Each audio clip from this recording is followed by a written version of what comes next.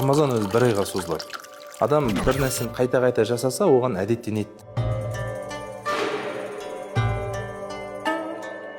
Бірінші сенім, догма, ақида деп айтамыз ғой. Екінші ол өзінің фиқ деп айтамыз, құқықтық практикалық нормалар. Сенім мынаған әкеледі. Сіз сенесіз Аллаға, ораза ұстайсыз. Алланың бар екеніне сенгеннен кейін ешкім жоқ болса да су ішпейсіз, тамақ ішпейсіз, камера ешкім жоқ білмесе де, ешкім ештеңені анықтай алмаса да сіз ештеңе жемейсіз, өйткені Алла көріп тұр деген сенім сізді құлшылыққа әкеліп тұр. Ал осы құлшылықтың жемісі болады. Ол көркем мінез құлық.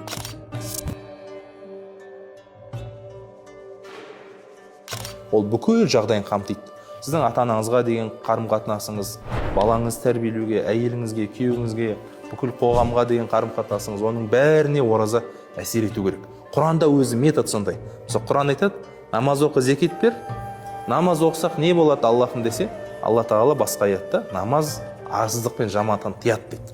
Ораза ше, сендерге дейінгілерге парыз болғандай, сендерге де ораза парыз болынды. Парыз деген сөзді Алла Тағала жазылды деп айтады. Сендердің тақуалыққа келулерің үшін дейді Алла Тағала. Жемісі мынау дейді. Ихсан деген міне осы. Мынау сенім, мынау құлшылық, мынау ихсан. Яғни ихсан мына екеуінің жемісі да. Адам, мұсылман адам сенімі бар, ол тал секілді. Оның құлшылығы бар, ол бұтақ. Бірақ ол жапырақ, жеміс оның ихсанда. Жапырақ пен жемісі болмаса, ешкім одан кеп ештеңе қолын созбайды. Ешкім оған күннің ыстығында саяламайды ол талды. Ол өзімен өзі тұрады. Ешкімге пайдасы жоқ, өзімен өзі тұрады. Сенімнің, құлшылықтың жемісі ол ихсан. Сол көркем мінез құлық.